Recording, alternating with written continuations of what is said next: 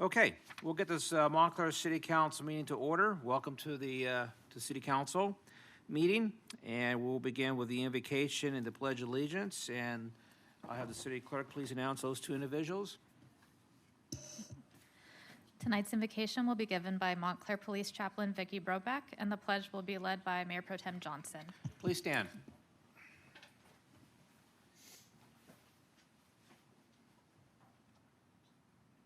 Father God, we thank you that you hear us when we pray.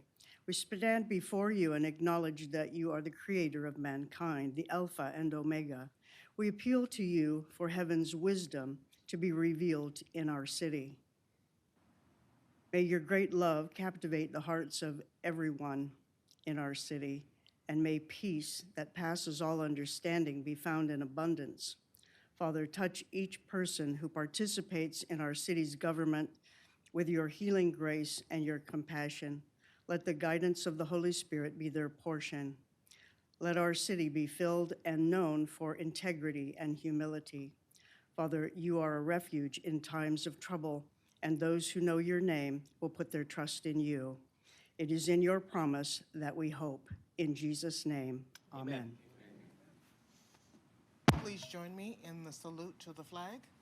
I pledge allegiance to the flag of the United States of America and to the republic for which it stands, one nation, under God, indivisible, with liberty and justice for all.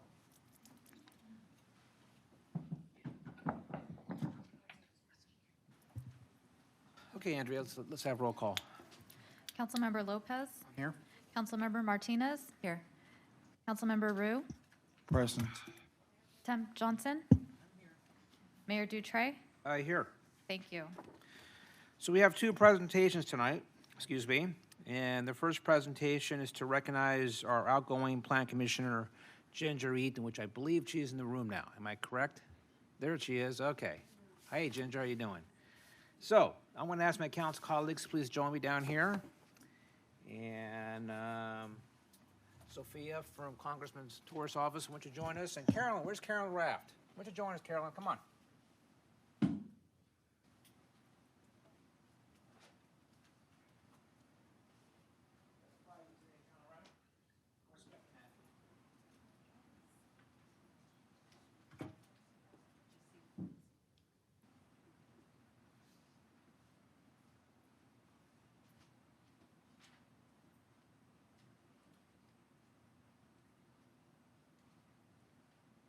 Well, great. And the reason why I invited Carolyn up here, because she's our retired city council member that served many years.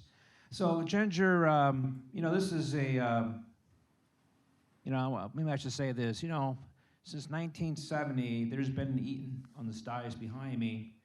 Many years, of course, it was her husband, Mayor Paul Eaton, started as a member of the Community Activities Committee in 1970. Then later in the Planning Commission, I believe around 1977, around there, and then became a council member in 1989, and then the mayor of the city of Montclair in 1995, if I have it all correct. And then, 5 years ago, about this time, Paul retired as mayor of the city of Montclair, and then he went on to a better place, and he's with our Lord. And at that time, we asked Ginger, the city council did, if she'd be interested in serving her husband's place as mayor of Montclair until that term ended at the end of 2018. And in 2019, we had an opening on the Planning Commission. I can't remember whose seat that was at the time. And Ginger applied for it, and she was appointed to the Planning Commission for the last 4 years. So she's done a tremendous job on the Planning Commission. I think we have, do we have any Planning Commissioners here? Of course, Xavier Mendez is the newest Planning Commissioner. He's here. Anybody else from the Planning Commission? No? Nobody else? Okay, I'll remember that. Those guys are in trouble now, so. But Ginger, it's kind of, I can say on behalf of the mayor of Montclair, which I don't feel like I'm the mayor of Montclair while I'm next to an Eaton, because really the mayor is in Eaton's names. So Madame Mayor Eaton, been a pleasure that you have served us here on the Planning Commission the last 4 years. And of course, the Eaton name's been on this dais behind me for the last 53 years. So it's a great privilege this evening. We can recognize yourself, your husband, and your family that have done a great deal of service to the people of Montclair. So, I want to give you a certificate from the city of Montclair.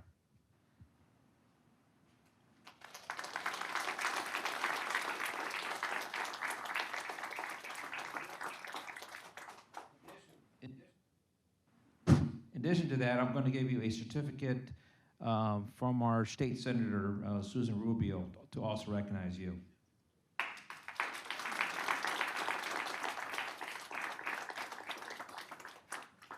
Testing 1, 2, 3 again.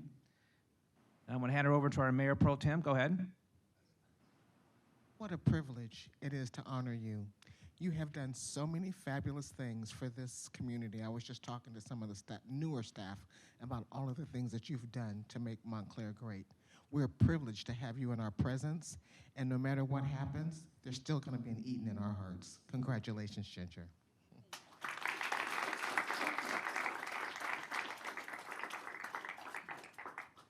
And then on behalf of Congresswoman Torres, it's also my pleasure to present you with this Congressional Certificate of Recognition.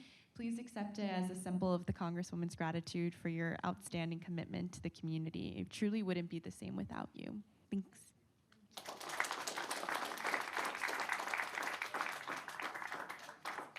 Absolutely.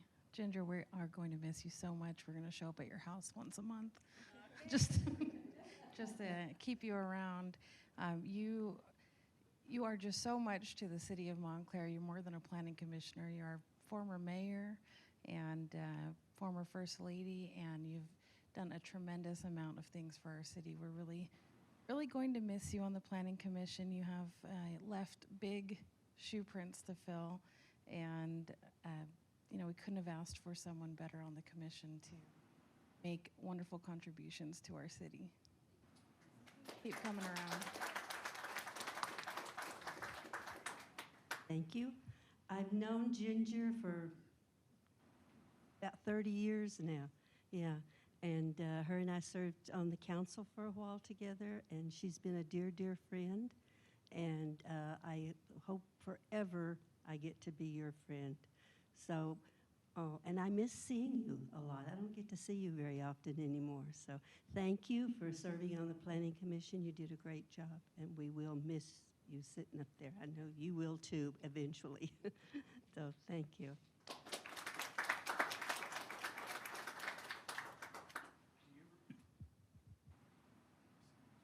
Testing 1, 2, 3. There we go. Do you remember when Paul was mayor, how I would address you when I would see you? Mrs. Mayor, because he was mayor since I was active in town at 12, 13 years old. That was 34, 35 years ago now. And you were always Mrs. Mayor to me, so I call you Mrs. Mayor. And it was a little bit of foreshadowing because in 2017-18, you actually did sit in the center of the dais and you became Mrs. Mayor. So congratulations on your recognition, Godspeed in what is ahead for you. And thank you to you and your family. And tell Grant I said hello. It's been a long time. And Paul Jr. Oh, where's Paulette? Oh, she's filming. Very cool.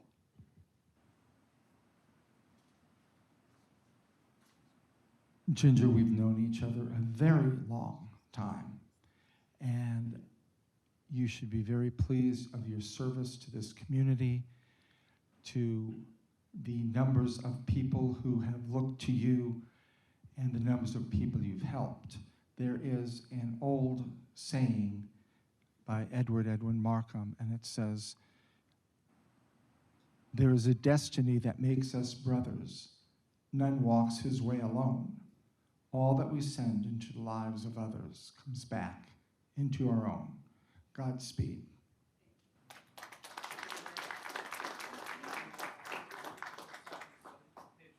Excuse me again. We'll take some pictures in a second, but I do want to say one thing, that there's a post office across the street that's named the Paul Eaton Post Office by an act of Congress. Can you believe that? An act of Congress, Senate and the House. So I believe sometime later this year, Am I correct, Sophia?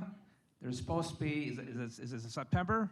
Or we're still working on the date? Okay, sometime later this year, there will be a ceremony. We can actually recognize, have a plaque, hopefully, and hopefully the post office look a little shinier, and it's going to finally say Paul Eaton, Post Office, Montclair, California. Let's take some pictures.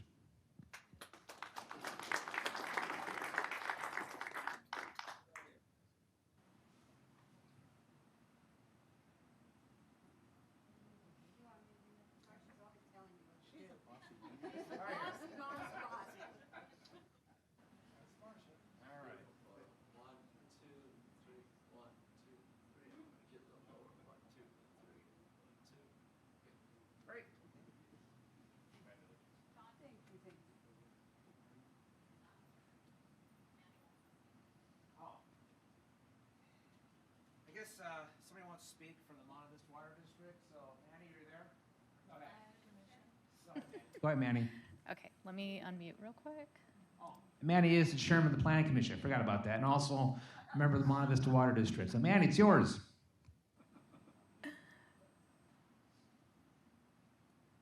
Okay.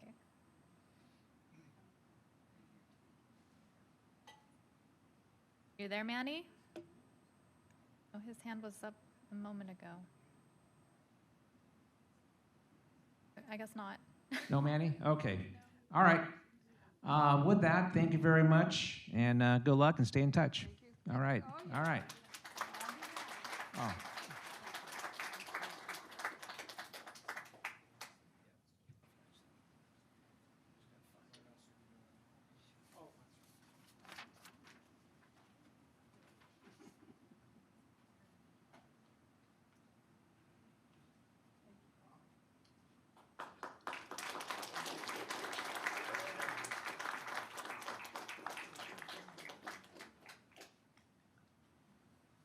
Okay, the next item on the agenda is the Home Beautification Program. It's an annual event, and it's our city's effort to encourage pride and community spirit. And the Montclair Community Activities Commission has sponsored this annual Home Beautification Program for many years now.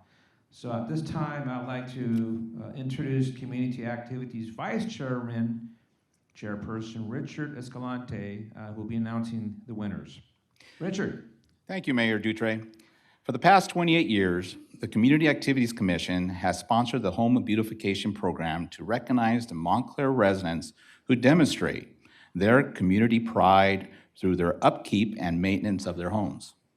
This year, 17 homes were nominated by the members of the Community Activities Commission and the City of Montclair Community Development Department.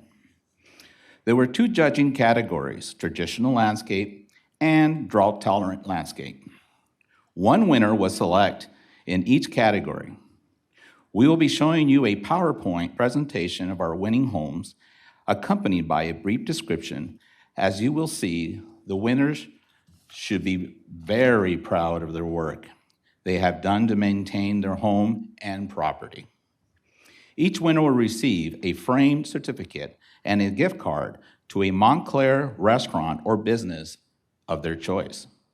Later, they will receive a sign to be placed in front of the yard announcing their award. Our first honored winners are Vanessa and Nick Rodriguez, whose home is located on 10215 Vernon Avenue. Vanessa and Nick have lived in their home for 3 years and began renovating and gardening at their beginning of the COVID pandemic. They enjoy keeping their yards neat, clean, and adding small touches such as a bright daisies to give their yard a pop of color. The Rodriguezes encourages others to take pride in their community and their home as they have. As you can see, every bit of the exterior of the Rodriguez home is very pristine and unique. As you approach the home, you are greeted by a vibrant green lawn and large beds of lava rock filled with purple daisies and other variations of flowers and plants. Each plant is perfectly manicured and maintained. The driveway is lined with dark lava rock, pink and purple blooms, and perfectly trimmed cylindrical bushes, along with rounded trees and succulents throughout the yard. Vanessa and Nick grand front entrance is also accompanied by the line of purple flowers and green succulents that tie the landscaping together and accentuate their striking front door. The bright purple flowers give a pop of color to the natural house color. Overall, the Rodriguez have successfully created a cohesive yard and a home that truly stands out due to the thoughtfulness in the replacement and upkeep of everything in it. Congratulations to Vanessa and Nick Rodriguez for winning the 2023 Traditional Home of the Year Award.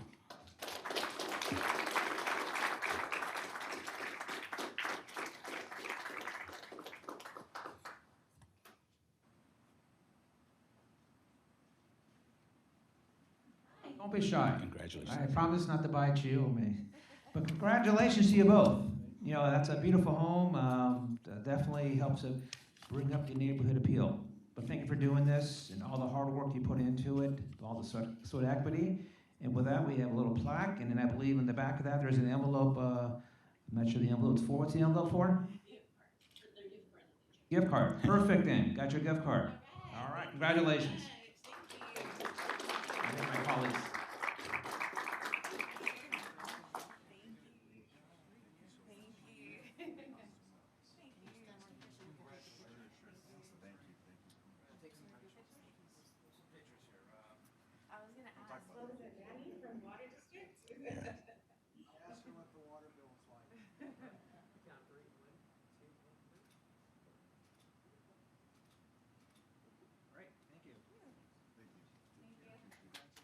Congratulations. Congratulations. Congratulations. Congratulations. You got it. Our second honor winners are Irene and Humberto Chavez, past winners of the 2001 Home Beautification Award, whose drought-tolerant home is located on 11185 Shetland Avenue. This whimsical and a well-groomed home is full of small details and precision that make it hard to miss. The Chavezes renovating the exterior of their home periodically, as they pride themselves in always moving forward towards the future. They have lived in their neighborhood for 43 years and have completed all the beautification projects to their home on their own. They enjoy being an inspiration to others in their neighborhood and suggest that other homeowners keep their yard cleaned and make it exactly what they want it to be. When walking up to the driveway, Irene and Herberto have created an amusing atmosphere which sets the manicured plants and various sculptures, including a large, colorful frog, a metallic peacock, and other unique decor that will intrigue even the youngest residents and visitors. Up on the doorsteps, you are greeted with vibrant peach-colored flowers and enchanting ceramic pots. More flowers hanging from planters that bring life to the front porch area, along with the sound of wind chimes. On the side of the yard, there's a different colored gravel and large patches of artificial green turf that variegate the front yard and highlight a pergola sheltering a sculpture surrounded by a bed of rocks and potted plants. Magical creatures peek out of the ground as you make your way through the front yard. As you proceed to the back of the house, you'll discover tall spiral hedges and a few rose plants leading you to the beautiful grand entrance to the backyard. Irene and Humberto, pristine's touch carries to the very edge of their property. Their maple trees and their small plants bear red foliage and flowers, with each bit taken care of as well as the rest of the property. Congratulations, Irene and Humberto Chavez, for winning the 2023 Drought Tolerant Home of the Year Award.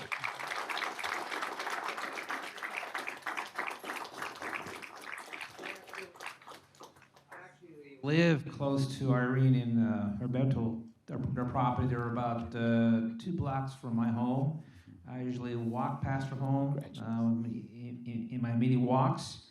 And I saw them start this new endeavor in their landscape, going through the drought landscape phase. My wife likes it very much, so she got some ideas, so she wants to spend some money. Thank you very much. But nevertheless, the property does look beautiful. You haven't had a chance to see it. It is a good use of drought tolerant. So Irene and Herberto, you guys work hard on your property. These guys, they're out there. When it's hot, they're out there still working on their front yard, and that's how much pride they put into their home. So thank you for all your hard work you do, and again, you have a beautiful property. So I'd like to give you a plaque, and on the back of it is the gift card and the inside of the envelope. So give them, clap of hands.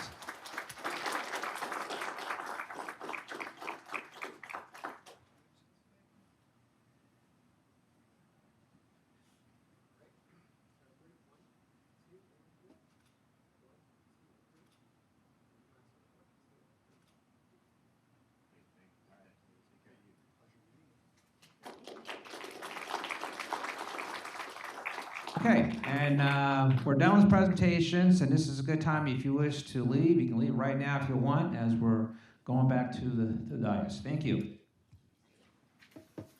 Okay. It's better.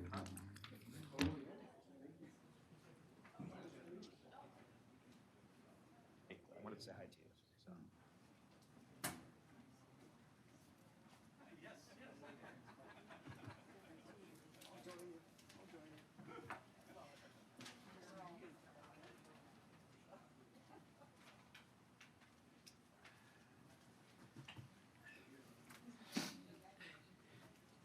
Again, I want to also state, I didn't do it, but thank you to the Community Activities Commission for all their hard work going out and selecting these homes.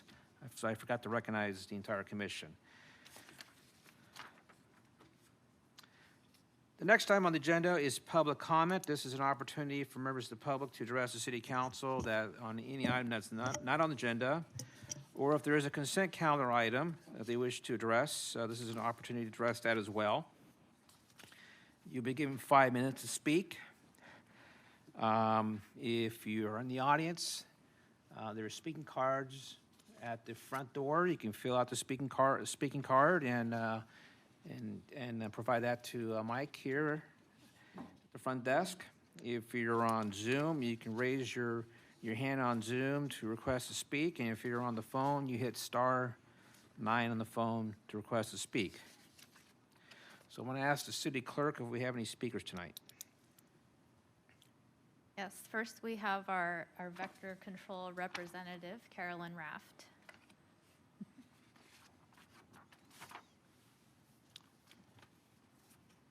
Good evening once again, council and staff and audience.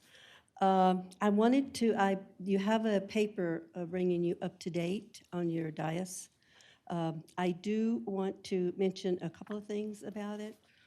And number one, I know you've heard on the news about Texas and Florida, about malaria, which is being spread pretty fast. So far here in our state and most of the regions, it hasn't come any further. It's not, we haven't.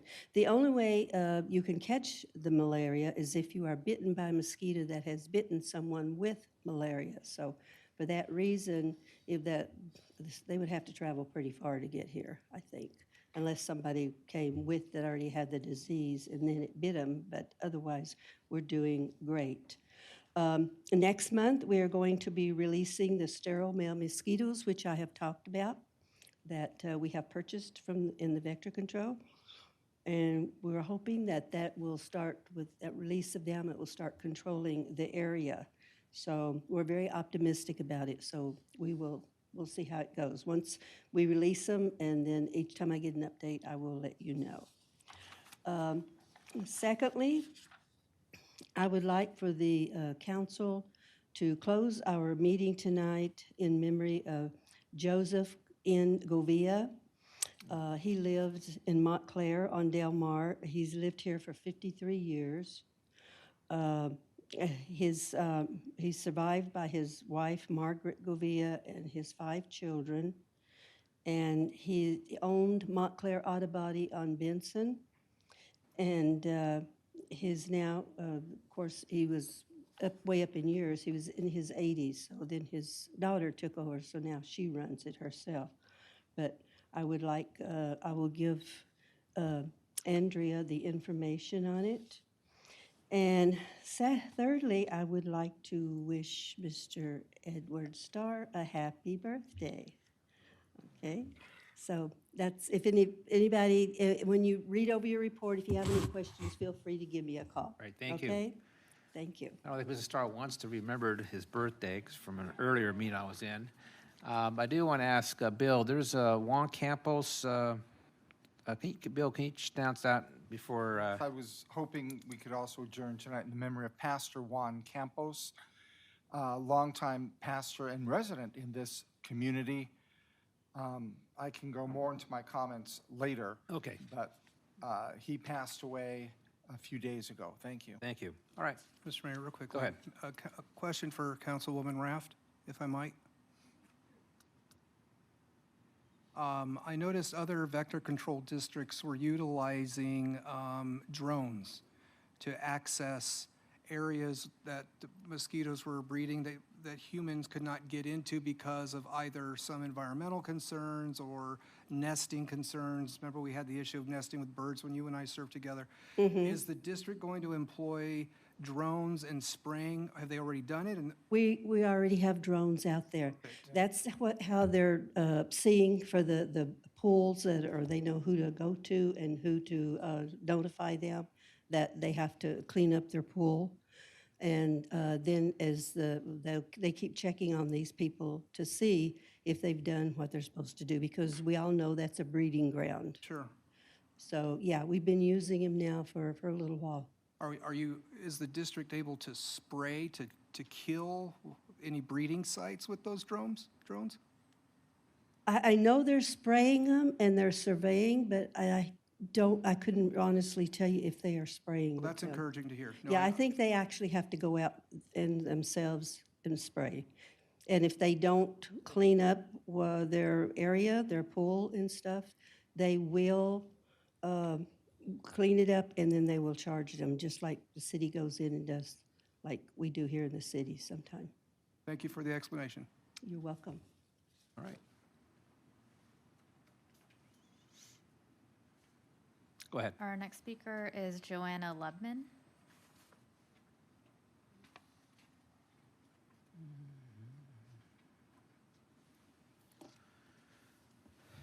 Hello, how you doing? Hello, good afternoon. So I prepared something because I didn't want to forget any of the points that I have, okay? So good afternoon, my name is Joanna Lubman. I'm here to speak on behalf of the businesses on Brook Street who were unable to attend today. I represent Newer Corporation on 5577 Brooks Street in Montclair. As businesses, we are all extremely disappointed in the city of Montclair, the city of Montclair's commercial district, also known as Skid Row 2.0. It is quite obvious that the representatives of the city lack concern, are indifferent, and unwilling to cooperate with us as corporate taxpayers in remedying our situations. We are asking that these issues be taken seriously and that the actions be taken to get these issues under control, or better yet, resolved, because this has been an ongoing issue for the past 25 years that we know of. We have countless thefts, vandalisms, trespassing, incidents, and threats made against our buildings and occupants.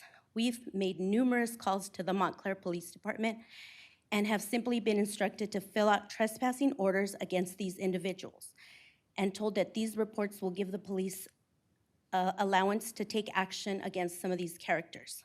More than 15 police reports have been made by us in regards to thefts, break-ins, and vandalisms on our property just this year alone. We have video evidence of the culprits in every single one of these occurrences. We are constantly informed that there is nothing that can be done, despite the fact that you can clearly see faces, attire, cars, bicycles, license plates of all these offenders. Our warehouse garage door roll-up doors have been damaged beyond repair. We've had to install new ones numerously already this year. Windows and doors have been smashed and broken into, and business property, cookware, tools, work equipment have all been stolen from 3 of our vehicles. We also had catalytic converters removed during the daylight. This was 12 noon, between 10 and 12 noon. It has gotten to the point where we as employees took an initiative last week. We walked around the neighborhood that took us almost 2 hours. We talked to every single one of the business owners, and they have all stated they encountered similar acts. The reaction was just overwhelming, and various of the business owners provided us with the following sample of examples of encounters they faced. Cars have been broken into and burglarized, some as recently as last week, July 12th at 10 a.m. Homeless and drug addicts have barged into our establishments and others with aggressive demeanor, demanding food, water, or just plain attention. Loitering and trespassing on our property and stealing from unattended cars has been an ongoing issue. Drug use and transactions on the sidewalk in the middle of the day, drinking alcohol and hanging on the sidewalks in the middle of the day have also been an issue. Transients scaling fire escapes to hang out on the building rooftops, cars lit on fire in the parking lots, homeless encampments being established over the weekends in trash bin areas, fire hydrants broken into with crude tools and simply bashed in until the water comes out so that they may bathe in them. Windows broken, being stolen items being removed, computers, sometimes even needless things such as we had an issue where somebody broke in and they took a box of muffins. You know, fences cut and pried open in order to break into the back lots of the warehouse. The thefts, the numerous thefts on the parked trains and hiding of the merchandise that they steal from these trains, carrying them into our bushes and hiding them to later on come and retrieve them. And we call the police and we let them know there's a perp, we just saw them stash items. And yet it takes 6 hours, and in some cases they never show up.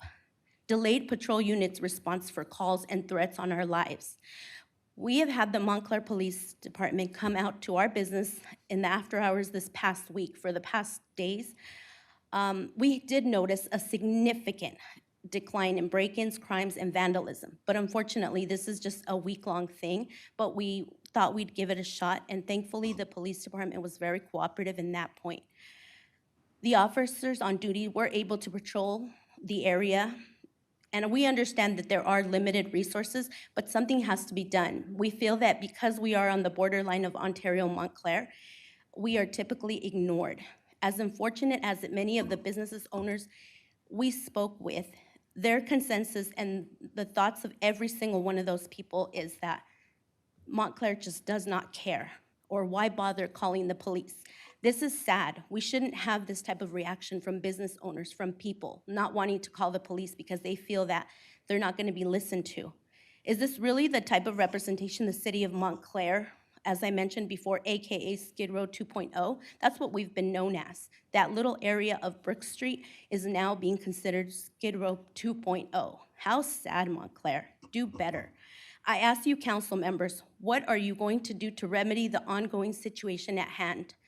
I come here to you with proof. I have pictures of the vandalism that has been caused to our buildings, my neighbors' buildings, numerous roll-up doors broken into, numerous windows and car windows smashed, property taken, some petty items such as coins left, a bottle of soda, a bottle of water. Why? We can't even leave our cars parked in the curb because we're afraid they're gonna get broken into in the middle of the day, and we're not there to patrol these areas. Thieves just coming brazenly and throwing rocks at our buildings, cutting the fence without care for anybody or respect. Here you see a picture, that's the train. People were breaking into the trains, carrying boxes and boxes of beer into their trucks. We got license plates, we got pictures. Nobody cared to bother to come out. Here, you see gentlemen drinking on the side of our building like nothing. We took a picture of him.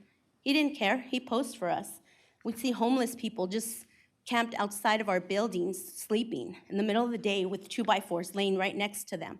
You know, we have to walk by these areas. This is a walkaway. Do you think my customers that come to my company want to see this? This is just disgraceful. You know, we need to do something. And this is the flyer that me and my coworkers walked around with, and we had a petition signed with over 20 companies that want change, that demand change, because this cannot continue to happen. We cannot allow these people to scare us. Honestly, when we're in there, we have to lock the doors, even though you're not supposed to lock your doors. As a business, you're supposed to leave it open due to fire and safety. We can't do that. Why? Because we've had people come in, homeless people come in with axes, with crowbars, with bats, with 2x4s, demanding that we give them food. We were having a little baby shower for one of our workers last week. Somebody came up to me in my car as I'm taking out boxes of cupcakes and yelled at me, "Hey, you, give me some food." I just grabbed the box of cupcakes and handed it to him because I don't know this person's state of mind. I don't know if he's got a weapon, a 2x4 or what, and he's gonna bash me over the head. So I just gave it to him. But that's not the way we should live. We should not have this type of situation. Because honestly, I'm afraid to go to work in a place like that. And it's sad, it really is. And I thank you for listening to me. I appreciate any help that you can provide to us, and I do hope that something gets done soon. Thank you. Is there any other speakers, anybody else speaking? From Brooks? You have any other speakers from Brooks? Yeah, okay. Anybody else from Brooks speaking, or is these speaker cards for something else? I'm sorry? Okay. Okay, but I know you have more speaking cards, so I wasn't too sure if it resembles the same issue. Well, first of all, I apologize that you guys going through this. Should never happen. Second of all, this is the first time I've heard about it. I don't know about the rest of my council colleagues, so you know, so this, like I said, this is the first time I've heard about it. You know, I've grew up. My parents have a business close by to the area, so I'll be driving there a little more often to see what's going on. Third of all, I'm pretty sure the chief is already aware of it, but can staff, first of all, that stuff you have, the pictures and all that, could you submit a petition, the pictures, and get that to the city clerk's office? It can't be today, tomorrow, so then she make copies of that and provide us all copies in our inbox. And then fourth of all, can the city manager Starr and you and the chief get together and meet with the owners or the tenants, and then give us a memo on what's occurring out there, what's going to be done, what needs to be happen. Appreciate that. Anything, Manager Starr, I see your light on. Something you want to say? No, I was just getting prepared to respond in case you were asking me a direct question related to this. Okay. You have anything else you want to say, Ed? Anything else? Well, I just wanted to point out that, as you know, the council is aware, city staff is working on the development of an electronic fence ordinance that should help to alleviate some of these issues going forward. A big part of the problem is that, unfortunately, adjacent to this area is the MetroLink corridor, and the city has no authority over the MetroLink corridor. We're not even You mean the UP corridor? I'm sorry, the Union Pacific corridor. And technically, we're not even allowed to enter into the corridor without permission and without the necessary flag personnel there to make certain that we are not in conflict with any train traffic. Obviously, if police personnel are responding to a call and chasing an individual, then they certainly can enter the corridor. But other than that, it is not an area of responsibility as far as police officers going in there and providing assignment detail in that area. But we are continuing to work with the Union Pacific Railroad as well as other parties in that area to make certain that we can provide the proper enforcement that is certainly necessary for that area. So we hear everything that is being said this evening, and we are trying to increase our deployment so that we can provide more special enforcement in that area, details that will be assigned specifically to addressing the level of crime and homelessness that is in that area. So as we work on these problems, we hope to have the impact that the businesses in that area expect and hope to see. Yes, and I again encourage you to stay in touch with us so we understand what's going on. But I want to say too, I'm going to get on my beef, and you know, this is a clear example of why this state is failing when it comes to the homeless. And I don't even call these people homeless. These are just street people who are mental issues, drug issues, who are up to no good. They're going out and they're disrupting people's private lives, their private property lives. And unfortunately, we as a city of 40,000 can't control that, but it is an issue that this state needs to get serious about and how we're going to deal with these street people on the streets. And the other issue here, frankly, in the state of California we got to deal with is how people are being dealt with for small crimes, because we have passed laws or propositions where drugs offenses and minor theft offenses are now strictly treated as though they're parking tickets, and then we take people down to the West Valley Detention Center. There's no room to get released immediately because there's just not enough room in our detention systems. And then we put people in our state jail system, but the easy solution there is just make them parolees, release them early because, again, you know, not enough room there. And so they're back on the streets, and then they're doing stuff like this, and you wonder why people are leaving the state going someplace else. But that's my beef. Councilmember Lopez. Yes, since we're on the topic, to Mr. Starr and maybe Chief Reed, I would like to see the call logs perhaps from January to present day for that area, just to see the volume of calls that have come in, the nature of those calls. If I can have that, please, I would appreciate it. Yeah, I think that the chief is just a memo, you know, calls for service there, you know, how we've been responding to them and what we're going to do to rectify the situation. So, okay. Is that the council's direction, that you want us to provide this report related to what Councilmember Lopez said, or what you said, Mr. Mayor? A memo to the council about you know, what's been the activities, the calls for service there, number of calls for service since January, or when go back to 1 year. I don't need an exact. I don't need to see each calls coming out. Just a number, what the calls have been about, and. I'm fine with the first 6, 7 months of the year. I don't need to go a whole year back. Let's just go to January for right now. So as we define that, that's exclusively to this area of Brook Street that we're speaking of. Yeah. Okay, we'll go on to the next speaker. Right, next is Abel Benitez.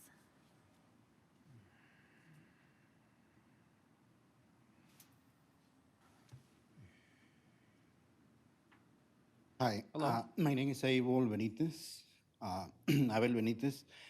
Today I came to speak regarding for some changes in the community garden rules. Which is, it's been very nice and being a pleasant working in the garden as a community member, the garden. So the new rules in the garden, now it's allowing only 1 plot per family. So, which is right now is affecting a few families right now, this situation, including me. So for a long time, me and my family, so we was working hard in the community garden also, and another projects with the city. So the reason I came right here is to asking it's possible put some money, some funds to allow to have more plots in the garden, because we have plenty of room in the garden. So instead just taking the plots we already have, so allow more plots in the garden. So, and eventually, which is like I say, so it's very fair to have only 1 plot per family. So that one allow more people, they can have it. So it's fine, it's good, but we have plenty of room in the garden. So, and I really appreciate that one. And actually, I just remember when the mayor was running for mayor, so he stopped by the garden, so I was there in that time, Remember that moment. Yes. So, so I really, really appreciate it. So because the way right now is going, so it's going to be affect, like say, another families and personal mine with we depending in the garden. We like to grow. So growing plants in the garden, so it's not easy, especially because like the nutrients in the soil, we have to work twice harder than any another place, but we love it. So we like it. And so I really appreciate you can come with some funds so that one we can have more space for another people. And eventually, so the rule is perfectly fine. So I agree with that. So, but for now, so if we don't have no more space, I'm be completely happy to do it. So right now it's affecting us and my family and other families too. So for now, I'm just speaking for myself and my family, but I really, really appreciate you can allow some funds so that when we can have more plots and more people can come in. So many people come excited to come to have a garden, but because it's hard, so they starting and then just quit or they kind of keep going. So, but a few people, we are right there. We love, and we go almost every day, spend some time over there, and it's very relaxing. So, working with the soil, with the plants, and you can see the result, the plant, all the hard work you have. I really, really appreciate you if you can put some money right there. And for now, so we have extension the 6 months for our plants because we are in the middle of the season. So in the planting, so we take it up everything, so everything is going to die. So, but I really appreciate in this time, in the next 5 months, basic. So you can put some money right there, so that one more people can have more plots instead they taking the plots from us. I really appreciate it. Thank you. Marcia, can you give us a memo on what's going on and what's happening? And appreciate it. Okay, thank you, Marcia. So we'll get something from our staff regarding what's occurring and what you're proposing. Appreciate it. And thank you for your service out there in the garden and all the hard work you're doing there. Thank you. All right. Great. Okay. Next is Joan Lynnhorst. There she is.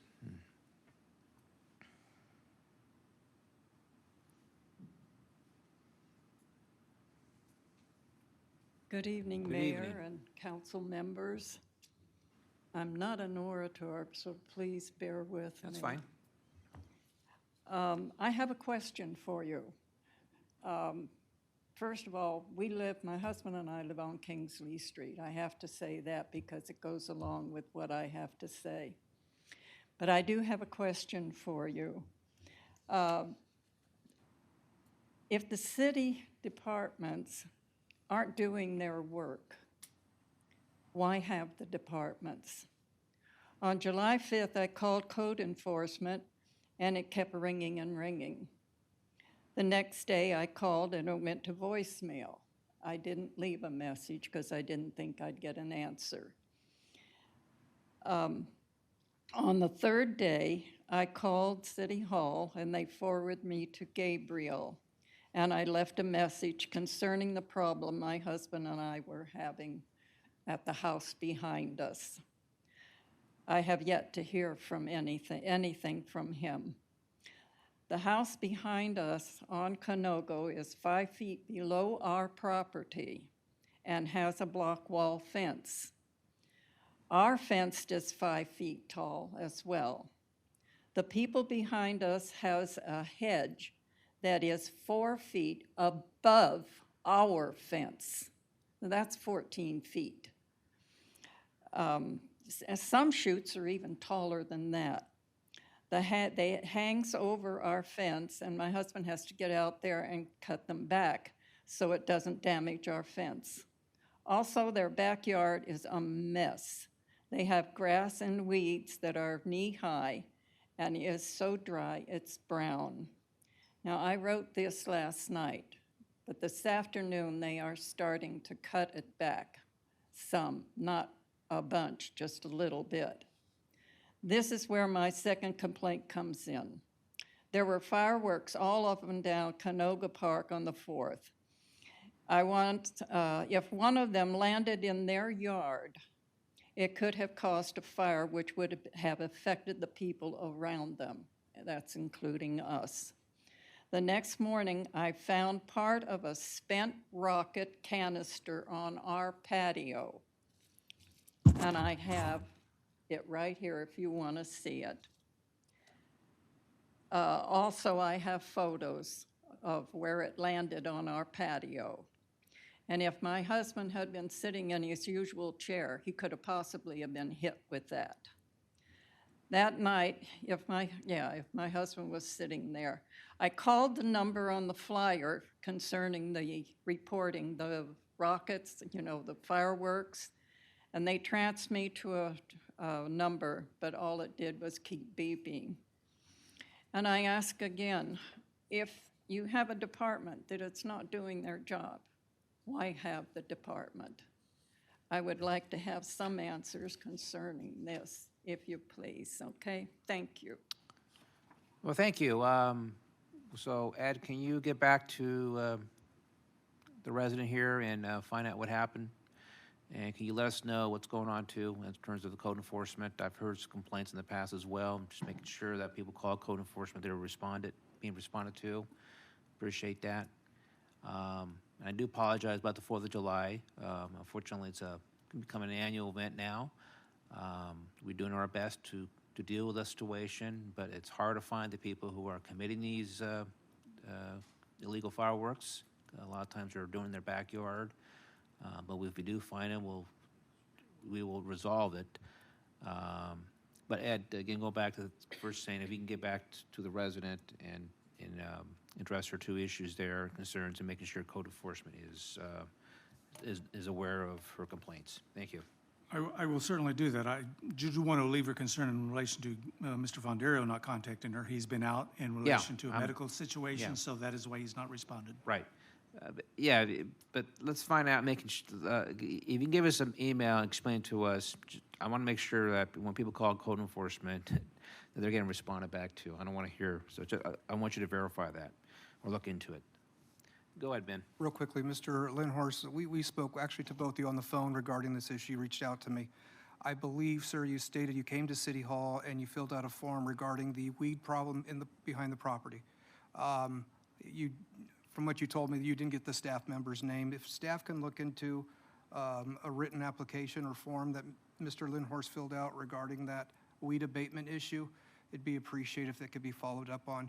And with respect to accessing other properties, like I shared on the phone, we're limited in some regards, and just we're not being able to walk in on a property and say, here, do this, do this, do this. There's a lot of limitations we have with respect to that in some regards. So, but anyhow, I would appreciate if staff can look into your complaint and follow up with you, please.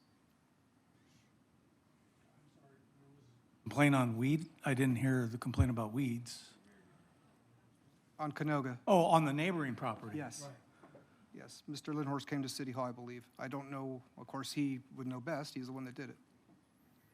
Okay, well, we will look at that. The difficulty with weeds in a person's backyard is that we do not have access to a person's backyard, and code enforcement usually cannot provide enforcement related to backyard-related issues. We would have to be granted permission by the property owner. Okay, so if Mr. Lynnhorst can also let Ed know, maybe after the meeting, if you're here after the meeting, let Ed know when you submitted your application or your paperwork here at City Hall. Appreciate it. Thank you. All right, Andrea, next speaker, please. All right, next is Herman Jansen.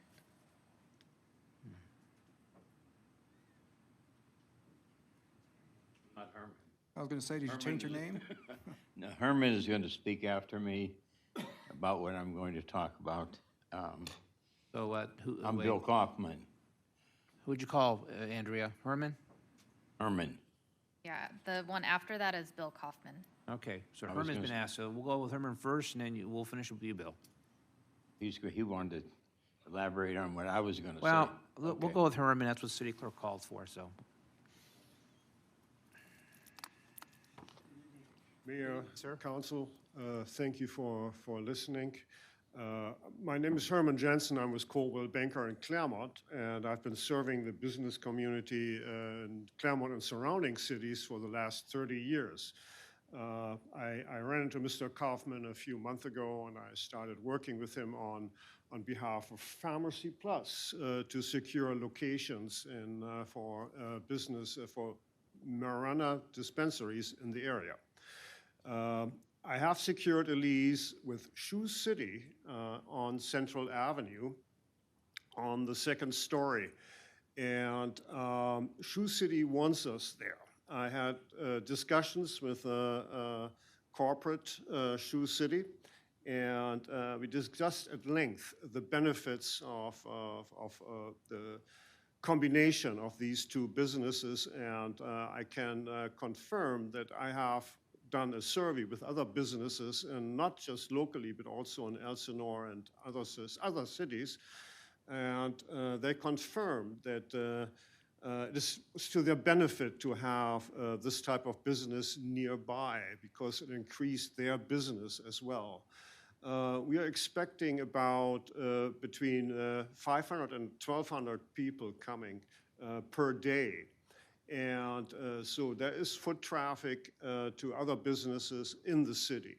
And it will greatly enhance the bottom line of the city and surrounding businesses. And I'm a proponent of medical dispensaries. I'm a customer myself on occasion, and I enjoyed working with Pharmacy Plus and Bill Kaufman, and it's been a pleasure to have been able to secure this lease with Shoe City. And again, Shoe City is a big proponent of this business and the synergy it provides to Shoe City and also the surrounding area. And this is pretty much all I have to say at this moment, and I will turn it over to... Okay, well, thank you very much. Your 5 minutes is up then. And now I'll have the city clerk announce the next person. Next is Bill Kaufman. All right, Bill.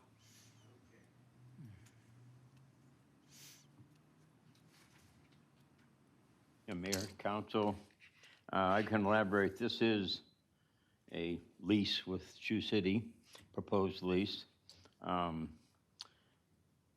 I wanted to submit an application for a business license.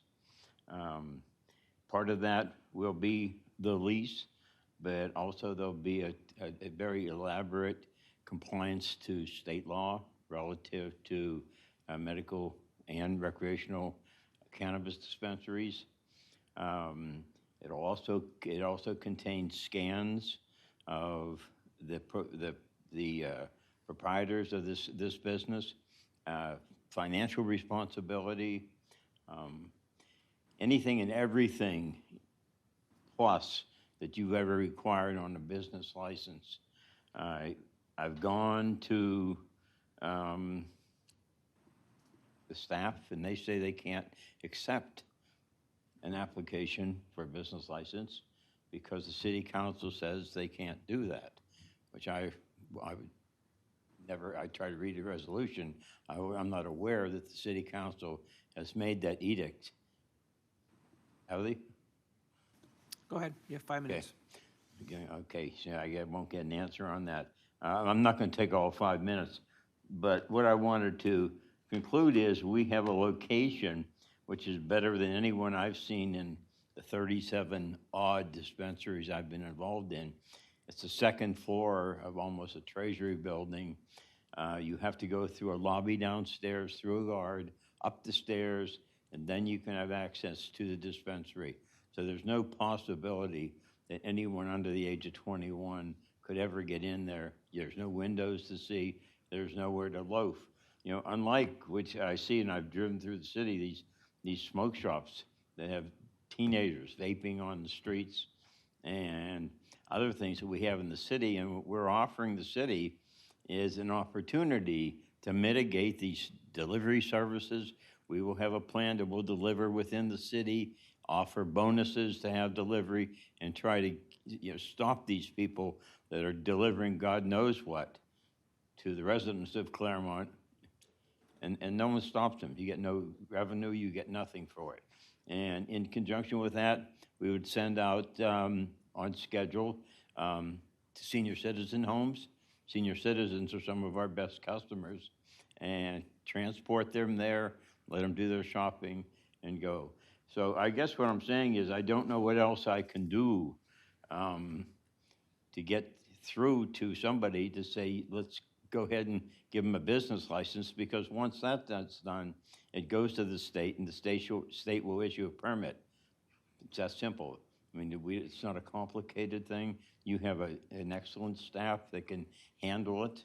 And we have in our application all of the background information that you would need on any people involved in it. Thank you. Thank you.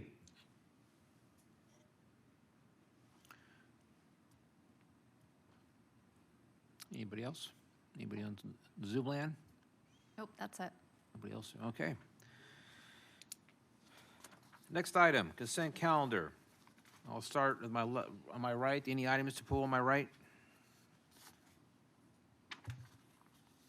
Mr. Mayor, A1, The minutes? the minutes.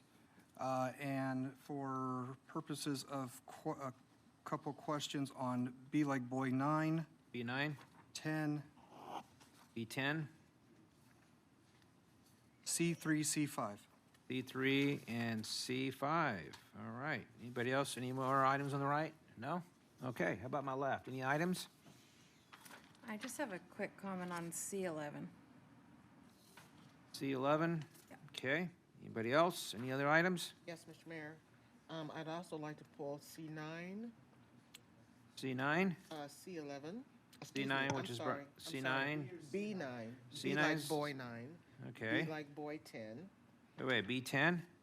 It's already been pulled. B11. B11? And C like Charles 4. C4? And C10. C10. I believe on C10, you're gonna abstain on C10, am I correct? Is that? Yeah, I have a Okay, couple let's comments just to get make. that out of the way right now. So Okay. abstain on, you're gonna be recusing yourself on the C10, so we'll note that when the motion happens. Okay, I guess we'll start with A1. Thank you, Mr. Mayor. Real quickly, on the minutes, under Councilmember Director Communications, under my comments, could we please add the name of Mr. Marco Antonio Lucio was omitted. He is the father of Chino Mayor Pro Tem Mark Lucio. I'd like that in the minutes as well. I did not get Councilwoman Parada's mother's name still, but I would like Marco Antonio Lucio to be listed in my comments and condolences passed on to. What page? That would be page 201 of 201, very last page. Lopez, promotion passed, the trust mayor passed away, and so you would just want to add The name of Councilwoman, the name of Mayor Pro Tem who passed? Lucio's father. Father, okay, we'll add that, so ordered. Okay, C, B9. That would be me. B9 is next. We'll start with you. And Yes. Yeah, B. I have B9 too. Okay, we'll do one at a time. A question. I was kind of doing the math here. We got 4.3 million in grants, correct? What department is this? Public Works. There's 4.3 million in grants, and then we're being asked to transfer or approve 3.17 million from the lease revenue bonds for construction. If I add those up, is the construction total going to be 7.5 million for the construction of the park, the beautification additions? Well, the engineer's estimate is, I think it's been revised. In the agenda report, it's listed at 8.338,990 million, but it may be up to 8.8. We don't expect it to be that high. That also includes a 10% contingency, but until we actually get the bids back, we won't know what the actual cost of construction will be. So then it's possible that the 3.17 that you're asking of us may not be sufficient. We may need to do an addendum to that request and increase it? No, at this point in time, I'm suggesting we leave it the way it is. And if we're under budget, how are we going to make up for the change? We would come back to the city council, but in any event, I would think the contingency would cover the additional funds necessary. Okay, that's my question on this item. All right, so we're still on B9. Anybody else have B9 questions? Go ahead. I have a really simple question. When I was looking at the plans, one of the plans is for a rain garden. I don't know what that is. What is a rain garden? You're on number 10? B9. B9. Still on B9. A rain garden, I think that our Executive Director of Major Projects will speak to that, Rosemary Harnig. Yeah, Mayor Pro Tem Denise Johnson. Rain Garden is an area that's depressed within the park, and it's where the surface water would flow. The rain that falls on the park would flow into that area and then percolate. In the event that more water ponds in that area, it actually overflows into the storm drain system. But the first approach is for the water to be captured and then percolated. And then there's rocks and there's drought-tolerant plants within that area. That's why it's called a rain garden. Thank you for that clarification. Our water quality management improvement projects. Yeah, that's the one I'm talking about. Okay, anybody else have any questions on B9? Everybody's good with B9? Okay, how about B10? Who's that? That was me, Mr. Mayor. The question I have is regarding the money. I have a handwritten note here that says, did we front the cost from the SB 509 Public Safety Fund?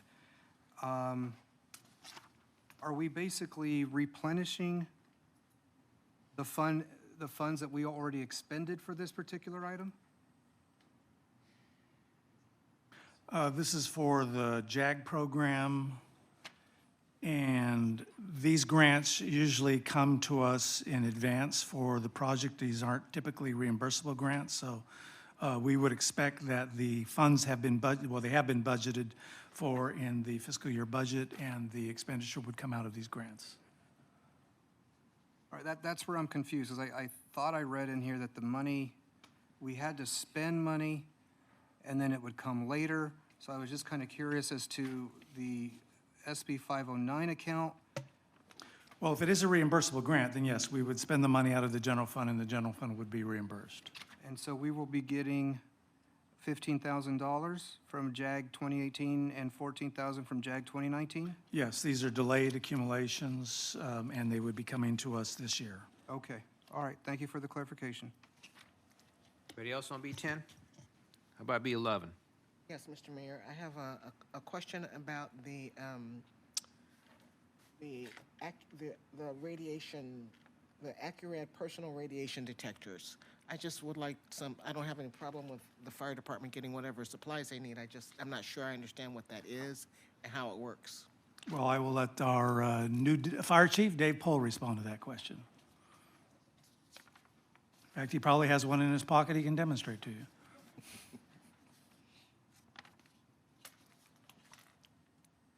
Yes, Mr. Mayor, City Council. In answer to your question, the Accurat is a personal alarm device, no bigger than my cell phone. And it's used that the firefighters or even police officers on scene of an incident can have it on, and it will detect any alpha, beta, gamma radiation. And then that way it can alert them that there is potential for a radiological incident. And then we can back off and use other instruments to see what we have. Okay, and so it's something they always have with them, or do they use it? It's something that the captain or the battalion chief can direct them to put on, but it will be in the engine. Every person will have one available to them there. Okay. It's replacing ones that are 20 plus years old that no longer work, aren't serviceable. And so if the device says that there's excessive radiation, then what happens? We would, as a withdraw, and then what? We for would the back firefighter? off, reassess the situation, and then get our different monitors that we have and cordon off the area to protect the population, if that was the case. And then we would proceed slowly and possibly have to call in experts to mitigate the situation. Got it. Thank you for the clarification. Okay, anybody else on B10, B11, excuse me? Okay, how about C3? Colts Landscaping, C3. Who's that? It might have been me, and I think it was just to bring the note that a copy of the Mariposa letter was not in the staff report. But I just spoke to the city manager on that. Okay. Nobody else on C3? C4, Piper Electric. Yeah, I pulled it. I just have a quick question about how many I know from the staff report that there are some at the fire department and some at the police department, but for the ones that are here at City Hall, how many are there going to be here, and where are they going to be, and how is that going to impact the usual parking that we have for events when you have to park 2 blocks away? Good evening, Mayor, Council. So there's a 2 or 1 charging station or dual charging stations at each facility. So 1 at City Hall, 1 at the police department, and 1 at the fire station. The one here at the City Hall, so it will be placed right at the first parking space where the that'll be the south entrance by the trash enclosures. You know, there's that row, the first stall there. That will be where the charging station will be in. It's a dual charger, so we'll be able to charge 2 cars at a time. Good, excellent. I was hoping it would be in the south lot. Thank you. Okay, yeah. Okay, anybody else C5? I'm C4. How about C5? I believe that was me. I just wanted to comment that in this item, there is funding for renovation of the fire stations to incorporate female locker rooms and showers. I think this is a long time coming, and we're finally getting with the program and looking forward. I know at one time, not too far in the past, we did have a female firefighter. It didn't work out, but our facilities, which were built in the late 50s, early 60s, they are just built for all male accommodations. I think this is a great sign. I love the fact that it was in the report, that we're finally going to accommodate that, because hopefully we can start getting some female firefighters here in the city, and our firefighter force will be diverse, and that would be an added benefit to the city of Montclair and our residents.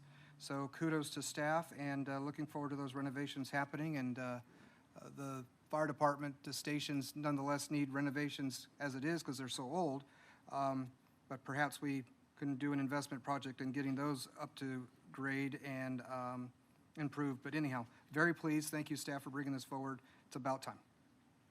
Yeah, and I believe this item includes the design cost, some modernization work at both Fire Station 1 and 2. So anybody else on C5? If not, C9. Anybody pull C9? Nobody pull C9? How about C11? Yes. C10, you're going to C10. Go ahead. I'm sorry. You have to announce why you're recusing yourself. Yes. So item C10 is an agreement between the City of Montclair and the Montclair Chamber of Commerce. And I'm sure that everyone knows that I am an active participant in the Chamber of Commerce. I don't have any financial connections as a member of the board of directors. I am an unpaid volunteer like the rest of the directors. However, I have quite an intimate relationship with the chamber as I manage their day-to-day operations, and for that reason I think it's appropriate for me to recuse myself from voting on this item. Okay. C11. Yes. I just wanted to highlight this item because probably the most prominent issue and concern that I hear in our city is staffing levels for the police department, and this is such a creative and cost-effective way to recruit. For only $40,000, we're going to implement a service that may expose us to many, many qualified candidates. So I think that was very creative, and I'm appreciative. Thank you. Anybody else on C11? Can I get a motion? Mr. Mayor, I move that the consent calendar items be adopted as presented. I will second. Okay, motion by Councilman Lopez, second by Councilmember Rue. We will note that under item C10, Mayor Pro Tem Johnson will recuse herself. Again, that's item C10 regarding the Chamber of Commerce, and we will vote. I need to clarify. I said as presented, but just one minor change, and that's the amendment to the minute. An amendment, and so ordered. So we'll go ahead and make the motion. When the motions are made, we'll go and vote.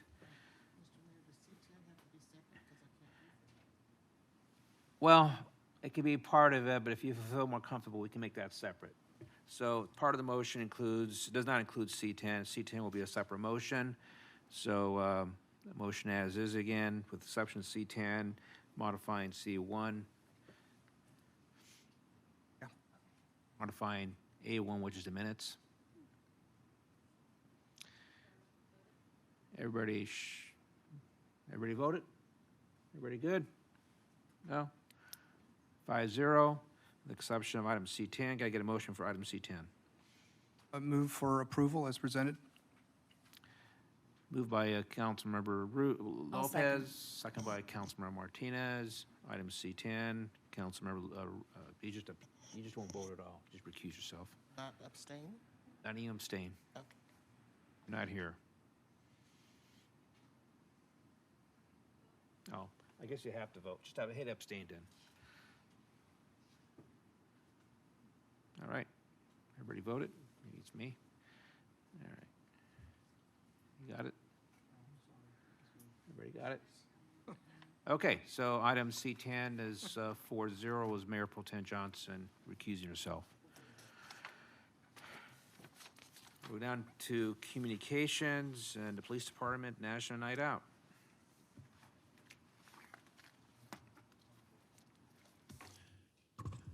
Good evening, members of City Council. I'm here to speak about our, everybody knows about National Night Out, so I want to read a little excerpt about it. It's time once again for the National Night Out, scheduled Tuesday, August 1st, 6:30 p.m. to 10 p.m., located at right next door here at Alma Hoffman Park. A little history of National Night Out. It's a community police awareness raising event in the United States, and it's held the first Tuesday of August. The event has been held annually since 1984, and is sponsored by the National Association of Town Watch in the United States and Canada. The event is meant to increase awareness about police programs in communities such as drug prevention, neighborhood watch, and also other anti-crime efforts. The fire department and the police department will be on hand to speak to the public, allow children the opportunity to see and handle some of the tools of the trade. Also, local government representatives and nonprofits will have some booths set up to engage with members of the community. Also, the American Red Cross will be set up for blood donations at the Senior Center from 2 p.m. to 8 p.m. So you can get that handled as well prior to the event. We'll have a free photo booth and free face painting for the kids, as well as giveaways such as coloring books, crayons, fingerprint ID kits. There are going to be several food vendors at the location, including Rico's Tacos, La Torteria, Sweet Snowy, and Churros de El Sabroso. So please visit those vendors while you are there. The movie, The Jungle Cruise, the Disney movie, will start about 8:15 p.m., so bring the little ones down there. National Night Out is a great chance to reach out and interact with the communities we serve. Please pass the word on and feel free to join us at the National Night Out.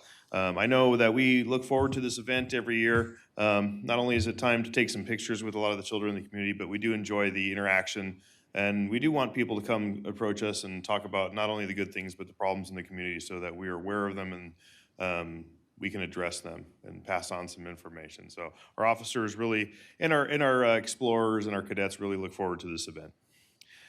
Secondly, I'm going to mention about July 18th, while I'm up here for Marcia, the Concert in the Park series is continuing. So on July 18th at 7 p.m., a country band, Queen of Hearts, will be playing. So make sure you attend that event. Also, July 25th, Mariachi Aguilas de Mexico, I hope I pronounced that decently, pretty good, will be playing as well. So please remember to attend those two events as well. Bring some water, bring some refreshments.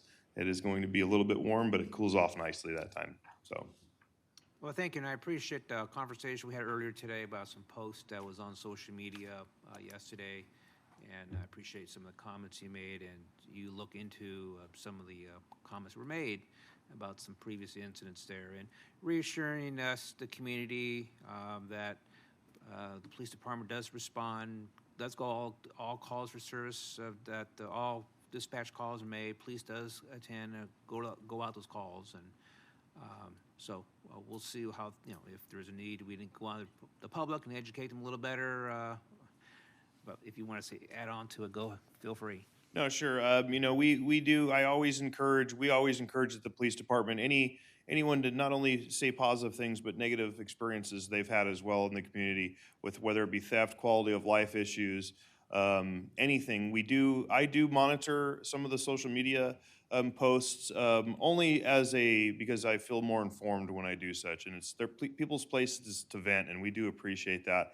And when we do see something arise, or when we do get a message, sometimes we get private messages from members of the community.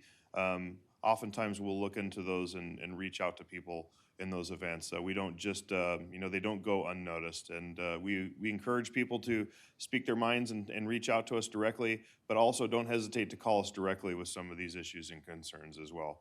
Some of our biggest crimes have been solved because of social media. Some people have given us notifications that, hey, we know who did such and such, or XYZ happened, and we'll have our staff or detectives reach out, and it does create a positive outcome sometimes on some of those. So we do monitor that, and again, in person, National Night Out's also a great time to contact us regarding this. And I did have some staff contact the members regarding Brooks Street. I have a makeup on Brooks Street and some of the issues in that area, and we've already reached out in the lobby to Joanna and a couple of the other business owners in that area, and we'll be working on that as well.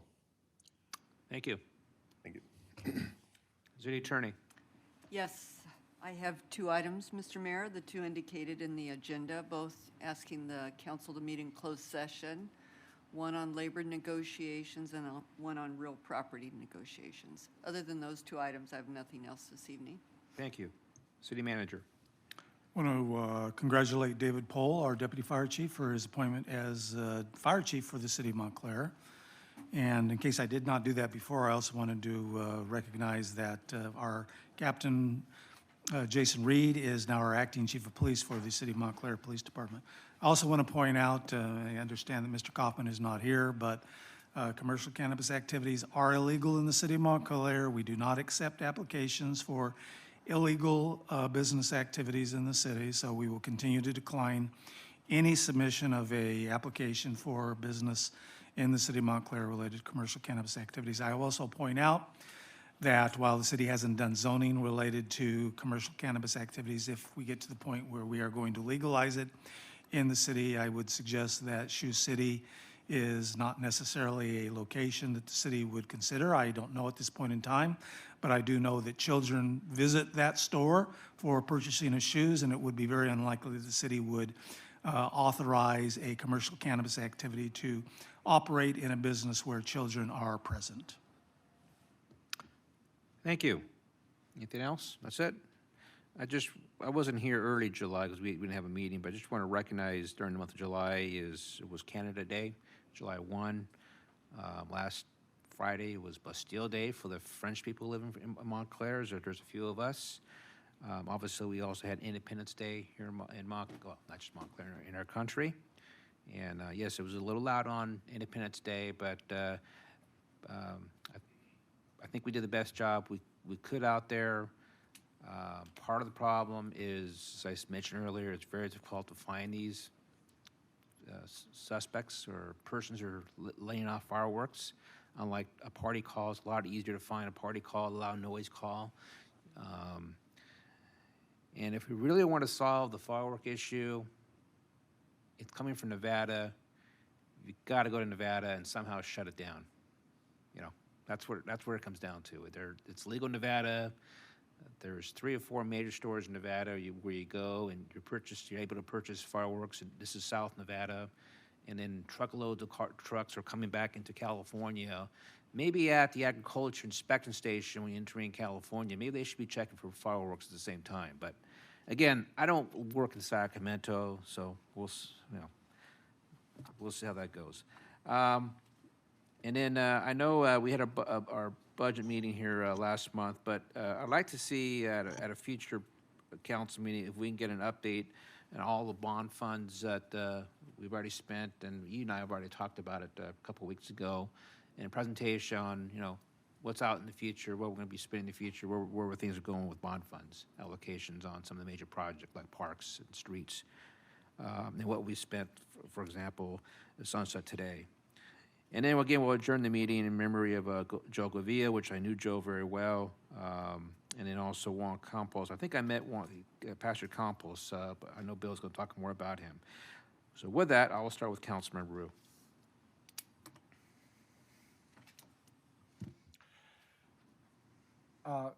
Wanted, excuse me, mention a little bit about the 4th of July. I know that from what I've heard from people, there were problems, and Lyndhorst talked about it, in some neighborhoods. In my neighborhood, I did not hear anything. I was unaware anything going on. To the north of me, north of the freeway, there were booms and things like that, but they were from organized fireworks that were going on in the region. And they want organized fireworks, that's fine. It's the ones that aren't organized. But, thanks to the PD for their work. One of the difficulties with fireworks is by the time you hear it go off and you call somebody to get there, they could be standing 3 houses away. And by the time they get there, it's finding the proof that it actually happened. So I think when we look at the 4th of July, we're doing the best we can on that. Benson Avenue is closed between essentially San Jose north to Moreno, or 7th Street, or between 6th and 7th, depending on how you want to look at it. Again, the fact that we haven't had a lot of accidents up in that neighborhood when it was open, I'm unaware of any, is a testament to the people who are driving good, to the good drivers in our community. I will note San Antonio was also shut down, so this is putting a lot of traffic onto Mountain Avenue and Ontario and Upland and onto Central and Monte Vista. And one of the biggest complaints, the lights, everybody's tired of it being green. They go to move forward and it's red at the next intersection. We need to time them better, and I hope when this is done, whenever that is, we'll be able to start looking at demand lights. I've been a big believer in them, and I think that that will solve part of the problem. July 8th, Assemblymember Freddie Rodriguez had his barbecue. He did honor people from the region, from his district, and from Montclair. His veteran was Howard Brown. Many of you know Howard. He's worked on our senior center for many, many years. He was honored as the Veteran of the Year from Montclair. Nikki Paternoster with Dragon's Tail Brewing was the Woman of the Year. Our Small Business of the Year was Graphic Solution, and they were on hand. They appreciated it. And the Nonprofit of the Year was the Ontario Montclair School District. So I appreciate the efforts he put forward on that. It was a great morning, and I think I knew just about everybody who was there because it really was a community event. We've had a lot of fires recently throughout Southern California. Please be careful, and a lot of thanks to all of those who are fighting these fires, who are trying to keep people safe. Just use common sense. Don't go near the fire areas. I've heard about people taking private drones into the fire areas. That isn't really a good thing to do. Just be safe. We noted the passing of Joe Gavia, knew Joe well, and he was a good part of this community. And lastly, Pastor Juan Campos of Living Word Church. I had known the pastor for many years through a variety of activities in this city, and I know he truly believed in his mission. He believed in the Great Commission as well. He believed fully that it was not about who you are or where you came from. It didn't matter whether you were rich or poor. He just wanted you to hear the word. Whenever I think of him, I always think of, as I do with anybody who truly believes in Christianity, St. Matthew 25:35, for I was hungry and you gave me to eat. I was thirsty and you gave me to drink. I was naked and you clothed me. I was a stranger and you took me in. That was Pastor Campos. Most of you know he lived on San Bernardino, just off of Central Avenue. And usually at election time with different candidates, he'd have signs up if he really believed in you. And I know he will be missed by his church and his family. And I'll keep it short. Thank you. Councilmember Lopez. Thank you, Mr. Mayor. On the fireworks issue, I have to say I did get about 4 requests from folks expressing some concern. They echo what Ms. Lynnhorst said about the line being busy, but I believe that's because not that the police department wasn't doing their job, they were just inundated with calls. But we do want residents to call in around that time of year to register any complaints. So please do that.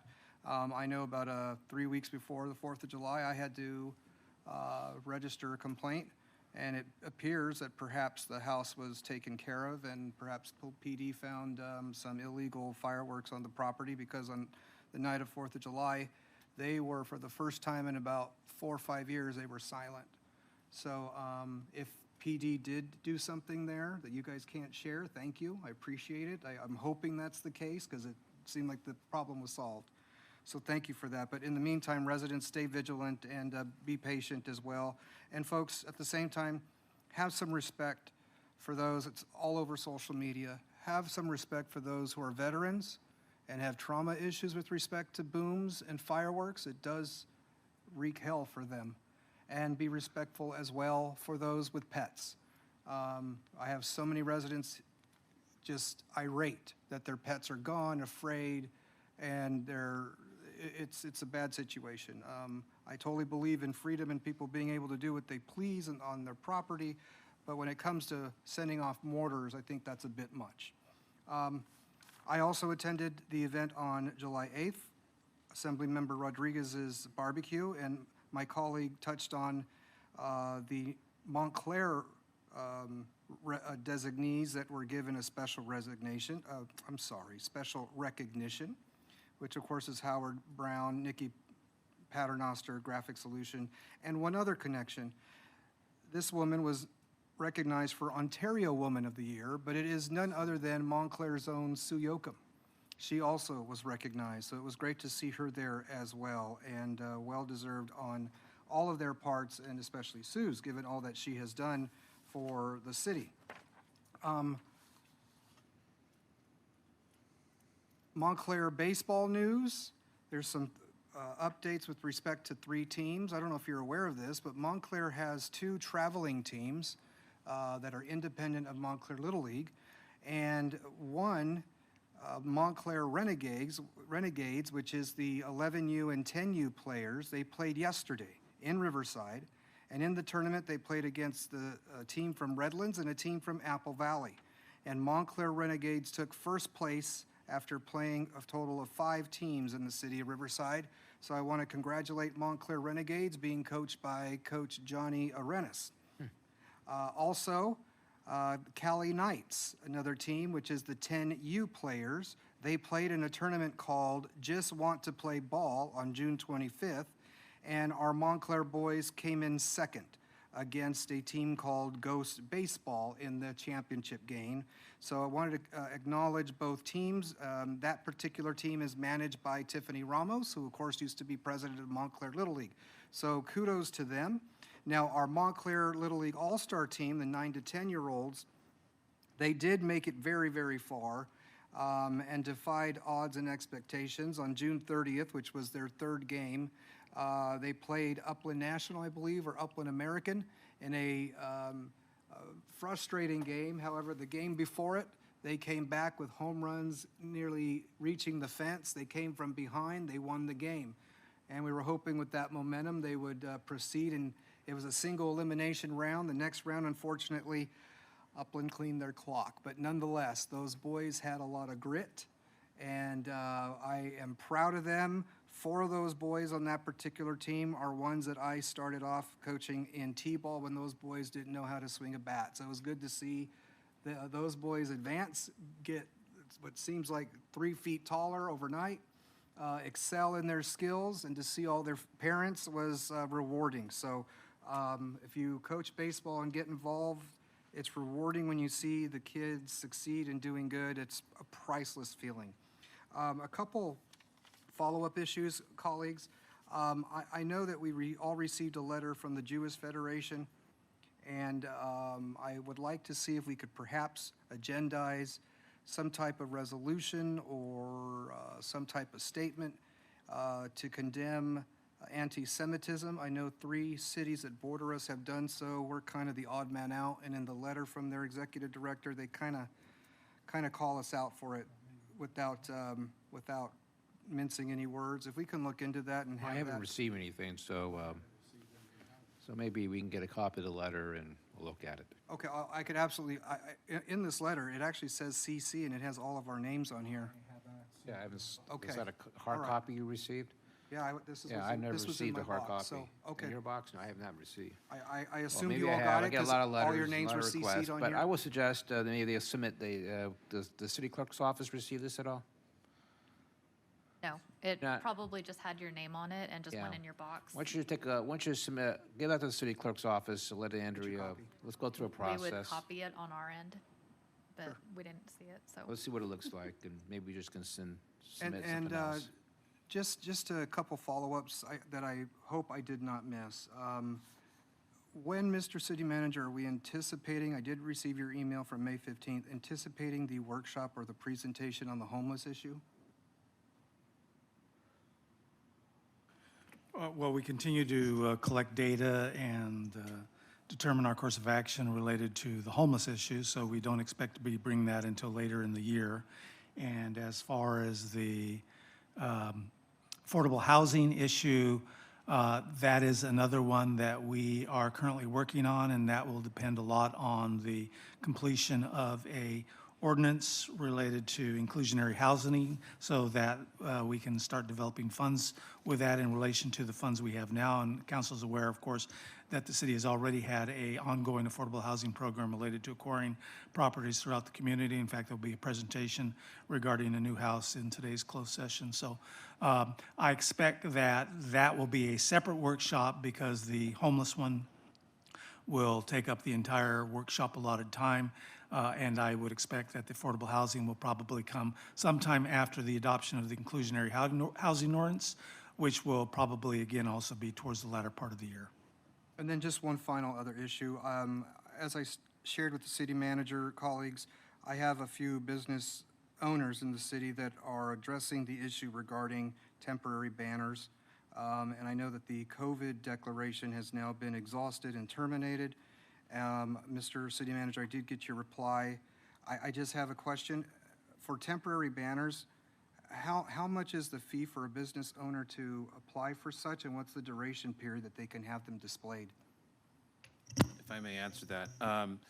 The cost for the banners is $35, and they get 90 days a year. You can use it all 90 days at one time, or you can split it up in three different timeframes separated by a month. Is the size limitation like it's 3 by 6, 6 by 9, or what's the No, the maximum max? size is 50 square feet. Okay.